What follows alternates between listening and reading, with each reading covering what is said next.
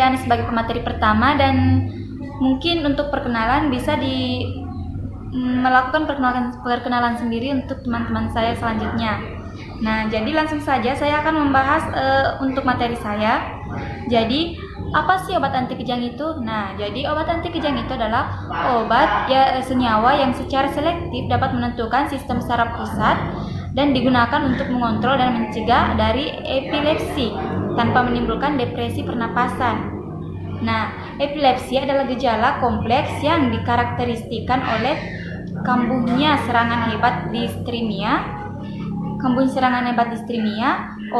distimia otak disertai dengan gangguan atau hilangnya kesadaran, dan kadang-kadang disertai dengan pergerakan tubuh kejang-kejang, biasanya waktunya pendek dan hanya terjadi pada orang tertentu. Nah, jadi kejang-kejang ini mungkin kita semua sudah tahu aplikasi bumerang yang ada pada Instagram kan? Nah, di aplikasi itu bisa mengulang gerakan kita berkali-kali. Nah, jadi bisa kita dapat bayangan bahwa gerakan epilepsi itu seperti pada bumerang di aplikasi Instagram ini. Maksudnya pada saat kita menggunakan aplikasi bumerang pada aplikasi Instagram ini. Nah, itu singkatnya. Kemudian serangan epilepsi dapat diklasifikasikan. Oh, satu lagi. Yang saya tahu, epilepsi itu tidak, maksudnya dia itu jika ingin kambuh langsung kambuh. Tidak ada tanda-tanda bahwa dia akan penyakitnya akan kambuh begini, penyakitnya akan kambuh sekarang, itu tidak. Jadi yang saya tahu epilepsi itu jika akan kambuh, maka dia langsung kambuhnya gitu. Lanjut, serangan epilepsi dapat diklasifikasikan jadi 3. Nah, yang pertama yaitu serangan kejang parsial, yang kedua serangan kejang generalis, dan yang ketiga serangan kejang yang tidak bisa diklasifikasikan. Nah, jadi yang pertama itu yang serangan kejang parsial, yaitu gejala sederhana atau gejala motorik, sensorik, dan autonomik, gejala kompleks atau gejala pada kesadaran hingga kognitif, efektif atau psikosensori, dan gejala psikomotor. Nah, jadi epilepsi ini bermacam-macam juga ya. Nah, kemudian yang kedua serangan kejang generalis, primer atau petit mal, sederhana atau kompleks, serangan miklonik, autonik, serangan klonik, tonik, dan klonik-tonik, atau grand mal yang serangan unilateral dan sekunder. Nah, yang ketiga serangan kejang yang tidak diklasifikasikan dan struktur epileptikus. Assalamualaikum warahmatullahi wabarakatuh. Perkenalkan, nama saya Hini Hendayana, F2018-01156. Di sini saya akan melanjutkan penjelasan dari teman saya sebelumnya mengenai hubungan struktur aktivitas dari anti kejang dan ikatan obat dengan reseptor. Saya akan membahas mengenai efek samping dari obat anti kejang. Obat anti kejang memiliki efek samping, yaitu meliputi kerusakan sumsum tulang belakang, gangguan saluran pencernaan, neuropatik atau nyeri. Keadaan ini biasanya terjadi atau menjalar di sepanjang saraf. Kemudian alopecia atau kebotakan biasanya adalah kondisi di mana rambut yang rontok lebih banyak daripada rambut yang tumbuh. Kelima, kerusakan hati, dan terakhir ialah kerusakan ginjal. Selanjutnya, kita akan membahas mekanisme obat anti kejang. Salah satu hipotesis mekanisme kerja obat anti kejang serupa dengan anestesika sistemik dan sedatif hipnotika, yaitu termaksud struktur obat yang tidak spesifik, yang efek farmakologinya dipengaruhi oleh sifat fisika kimia dan tidak oleh pembentukan kompleks dan reseptor spesifik. Pada umumnya, obat anti kejang mempunyai 2 struktur karakteristik, yaitu gugus polar dan gugus yang bersifat hipofilik. Anti kejang dengan struktur sederhana kemungkinan berinteraksi secara selektif dan menimbulkan beberapa tipe kerja, sedangkan struktur yang lebih kompleks menunjukkan keselektifan lebih besar dan spektrum kerja yang lebih sempit. Kemungkinan lain, gugus yang satu dapat terlokalisasi yang lebih luas pada satu daerah reseptor dengan gugus lain, interaksinya lebih besar pada daerah reseptor lain, sehingga masing-masing gugus menyebabkan kerja kualitatif yang berbeda. Terakhir, turunan obat anti kejang yang mengandung struktur ureida.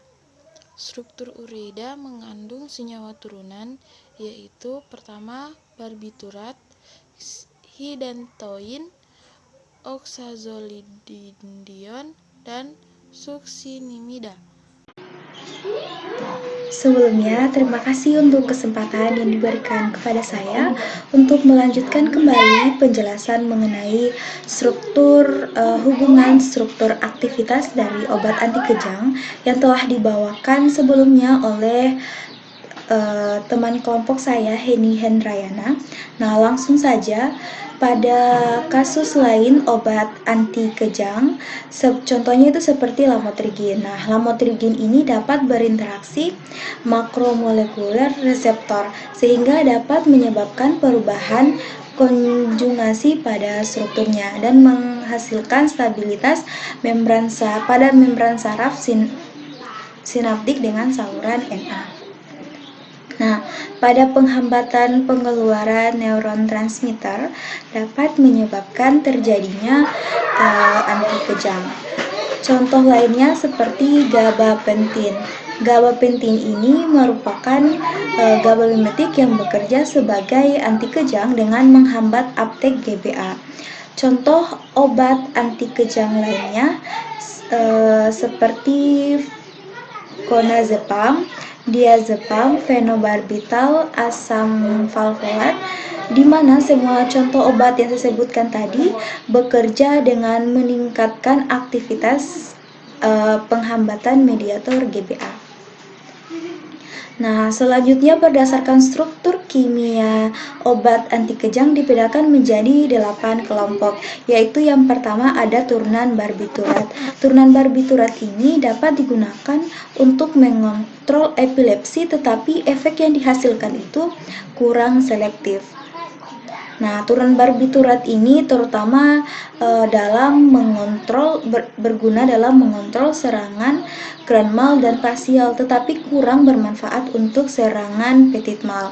Nah, contoh obat turunan barbiturat seperti fenobarbital. Fenobarbital ini obat turunan barbiturat, obat yang masa kerjanya panjang, lebih efektif untuk mengontrol serangan grand mal dibanding serangan petit mal.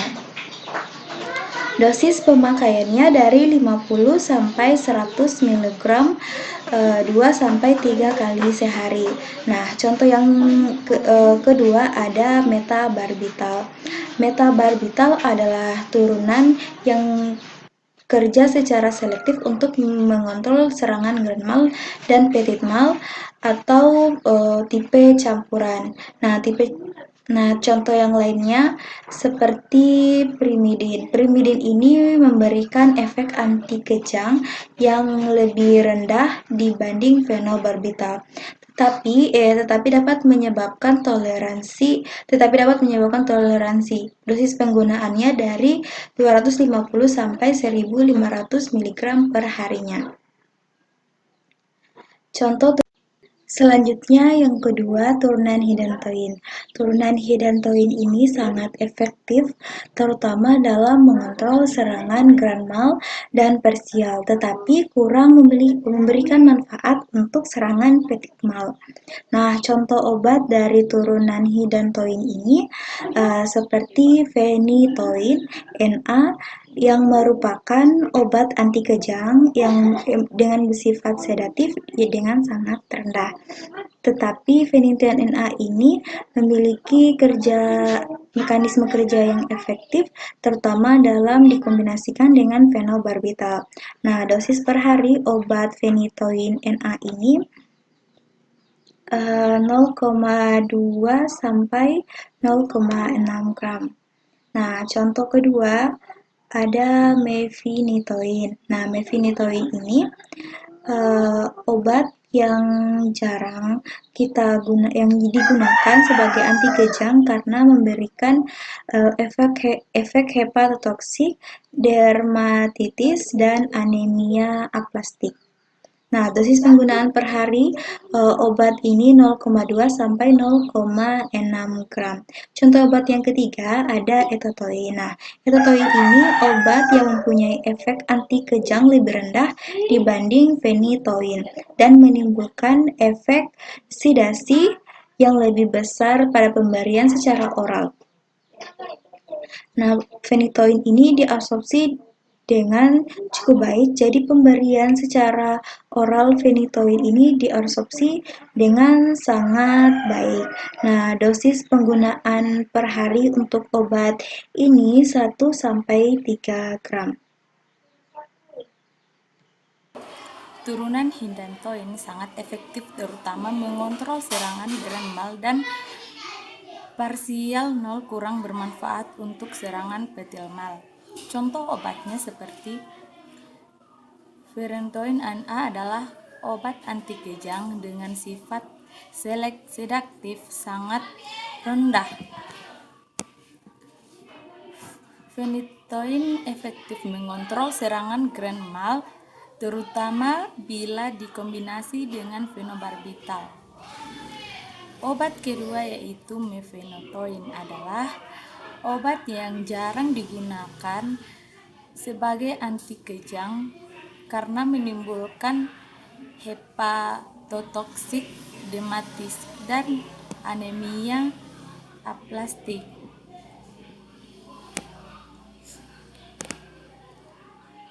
Turunan oxazolidin pengobatan serangan petil mal dan tidak efektif terhadap serangan grand mal. Contoh obatnya yaitu seperti trimetadion. Trimetadion adalah obat dalam tubuh dimetabolisme menjadi senyawa aktif metadin yang diabsorpsi dengan cepat dan dalam waktu paroplasmanya kurang lebih 16 jam. Obat kedua yaitu parametadion. Parametadion mempunyai aktivitas yang hampir sama dengan trimetadion, tetapi efek samping yang ditimbulkan lebih rendah yang dimetabolisme menjadi senyawa aktif N-dispemetil parametadion. Turunan suksinimida. Turunan suksinimida mempunyai aktivitas yang moderat terhadap serangan petil mal dan tidak efektif terhadap serangan grand mal. Contoh obatnya seperti etoxuksimidid. Merupakan obat pilihan untuk pengobatan serangan petil mal dan juga efektif serangan mioklonik, dan pada pemberian obat oral diabsorpsi cukup baik. Contoh obatnya yang kedua yaitu metsuximidid, mempunyai aktivitas anti kejang yang heboh dan lebih tinggi dibandingkan fensuximidid dan etoxusimidid, tetapi menimbulkan toksisitas besar dengan waktu kurang lebih 3 jam. Menjelaskan tentang turunan asam valproat. Asam valproat digunakan untuk pengobatan serangan petil mal dan mioklonik.